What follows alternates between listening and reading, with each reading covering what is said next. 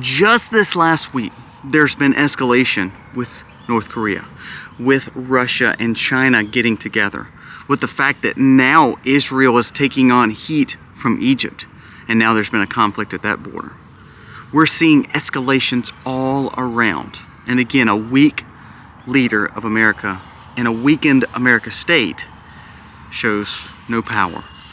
And I think because we look so weak, that's why all this takes place. Let's talk about today, because if we don't pay attention to what's going on, I'm scared that escalation is going to get so much and it's going to be so high that it's going to affect what happens prior to the election. Let's dive in.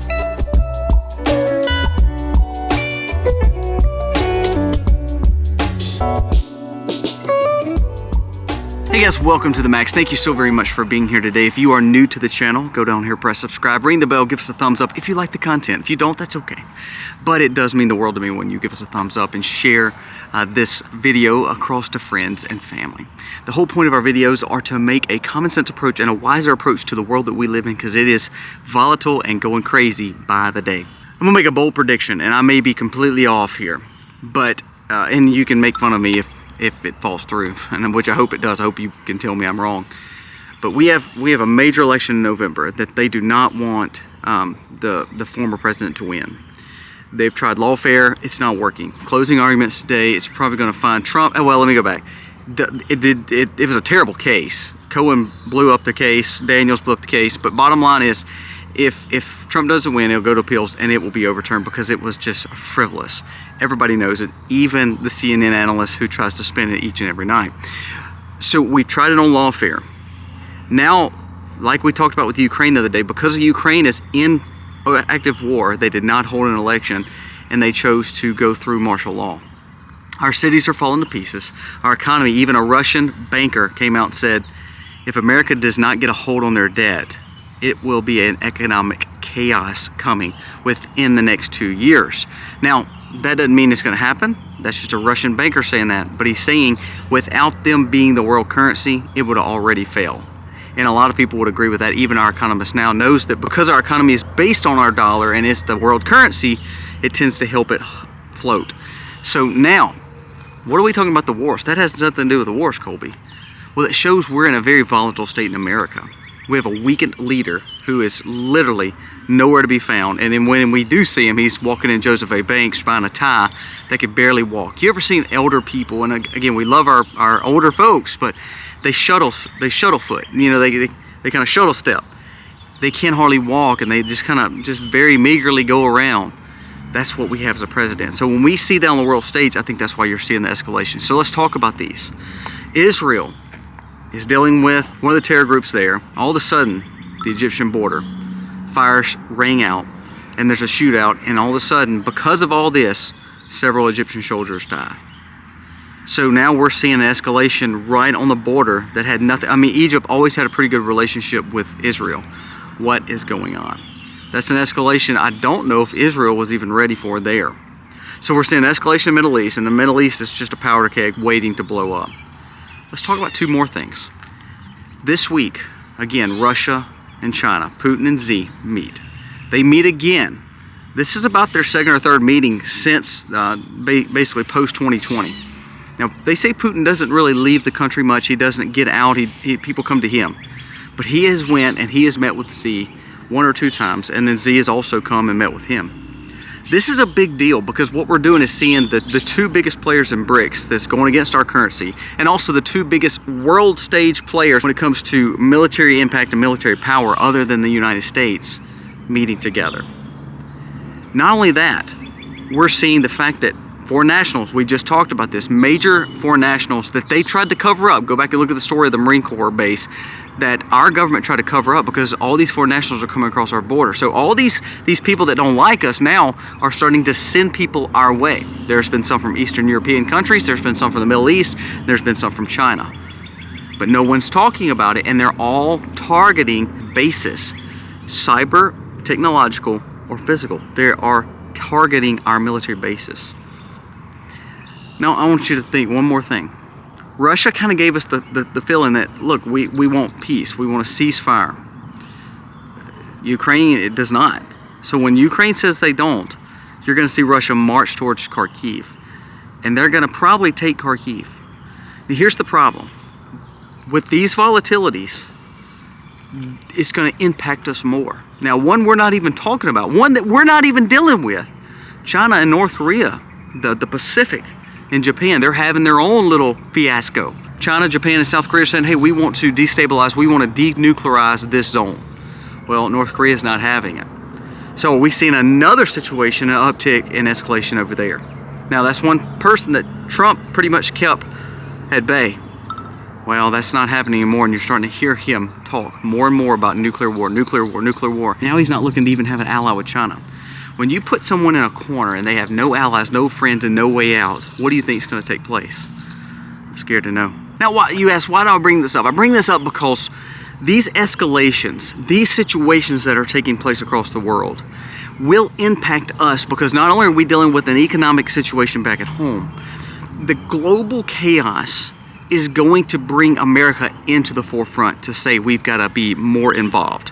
There's been a lot of your congressmen, especially in the Democratic states, saying they want to see more influence and more war dealing with Ukraine. They want more of American goods over there.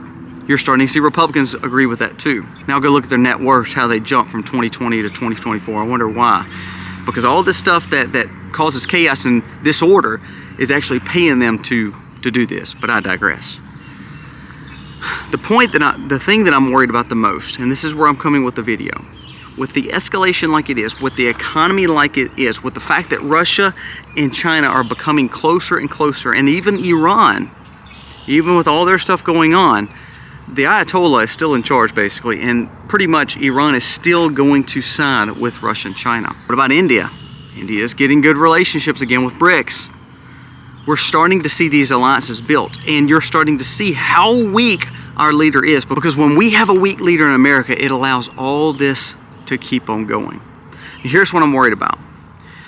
If we see the fact that Biden is not going to win, and we see that the Democrats are not going to replace him, we see that the world is escalating, because really no one wants Trump into this office. The Democrats and even the never-Trumpers here in America, but also the world, because when the world sees Trump, they see a little bit more worry that they're not going to be able to do what they want to do. I believe you wouldn't have seen a Russia-Ukraine situation. I believe you wouldn't have seen an Israel-Hamas situation without Biden being president. So do you think, possibly, and here's the bold prediction, do you think that there could be something catastrophic happen in America pre-election time? Now, I don't prophesy by any means. That's not my caliber for sure. But what I'm saying is everything is setting up to a very volatile time. You know, we always call them the October surprises or the convention surprises. What if all of a sudden something bad happens? And this is why as preppers, again, we have a kind of a good and bad on our shoulders. Now, we want to say, well, we want to see the future, and we want to think Trump is doing great, and he is. He's actually having great poll ratings. These courts are not hurting him. But at the same time, you see this fact that, yeah, but they're doing so much to get the guy not elected, along with the fact that the people of the world, now not the Hungaries and not the people like Argentina, not those kind of people, but the major players do not want to see Trump as president, because they know it will be hard hitting. Putin came out and said he would not want Trump as president.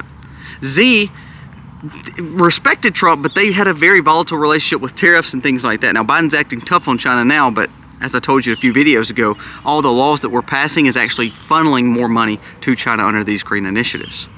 So no one wants to see Trump as the president. Well, if every sign is showing that Trump will be president, what will be happening in the coming weeks or months ahead? Why we see an influx of foreign nationals, the Jordanians, the ones from Azerbaijan, the ones from China coming across our border? Why are you seeing them target the Chechens, targeting the U.S. Special Forces? The Jordanians trying to go into the Marine Corps base. The fact that there's a Chinese spy in the CIA that just got found guilty in Honolulu. You're seeing the uptick of problems here. Surveillance spy here by foreign nationals. You're starting to see the uptick of Russia saying, NATO, America, you better stay out because I'm fixing to move in Kharkiv. They're pushing forward because Ukraine will not stop and sit at the table. because of us. I mean, we're the ones pushing them. All of a sudden now you see North Korea having problems with China. China and Russia are becoming friends. These are all escalations that are going to bring some very, very hard times coming soon. There was 3, I think it was Norway, Sweden, and one more, and correct me if I'm wrong, that just said that they're going to honor a Palestinian state. They honor the Palestinian state. They want to see it in fruition. So now you're seeing an alliance form back in the Middle East again. What if all of a sudden America loses its power based on all of these things? What if all of a sudden America doesn't have a leg to stand on and they don't have the power to go across the world and police the world anymore? Well, what if our economy has problems? What if we have a cyber attack? What if all of a sudden something goes wrong and we have to all of a sudden that means we'll have to put our focus back at home and not on the world. Well, we should have had it back at home anyway. But because the weakened leader is there, because they don't want the main powerful leader to come back, the question then comes down to what will happen prior to the election that could cause detriments to the American people and America in general. You cannot tell me these foreign nationals, and you cannot tell me these spying situations, you cannot tell me that all these military places are getting surveilled and that's just because they wanted to take pictures of a pretty building and a flag. You can't tell me that. No one's going to believe that. If you believe that it was all just consequences and happenstance, then your head in the sand is going to get you in trouble. You won't be able to see what's actually going on. Now, I'm not trying to wear my tinfoil hat here. What I'm trying to say is we are setting up for a very volatile time before election because no one, including the world, does not want to see Trump as president, other than just a few. Maybe Israel, maybe Argentina, maybe El Salvador, maybe Hungary, but pretty much no one else. So then the question is, what will the world do? What will our leaders do? What will politicians allow happen to stop or to hinder the movement that's coming in November? Just something to think about today. Bold prediction, I believe we're going to see something. I don't think it's going to be some catastrophic one-time event. I think you're going to see several things happen. Glenn Beck actually spoke of this not too long ago about how he thinks it's going to be smaller attacks. I think the same thing. I believe we're setting up too many little groups, and all of a sudden, what if all of a sudden those sleeper cells activate? Do you actually believe our cities are safe? You hear FBI warnings, Navy Admiral yesterday warning. All these warnings are not just frivolous. I think we think they're frivolous because nothing takes place. Hopefully nothing will. But I believe these are not frivolous warnings. I believe they're not trying to make us live in fear. I believe they actually see the fact that there's some crap that's fixing to happen. If we don't pay attention, it could be bad. So I want to know your thoughts this morning. Am I losing it? Am I off my rocker? I mean, really, am I crazy? I don't think I am. The signs are all around us. We talk about things all the time. And I think we're going to see something very chaotic, very hard for Americans to get through previous to this election. Bold prediction, I know, but just my thoughts for the day. Let me know what you think about this. I mean, again, I want to know your opinion because I read the comments. I love hearing from you. That helps us get more wisdom and hopefully more knowledge. Guys, thank you so much.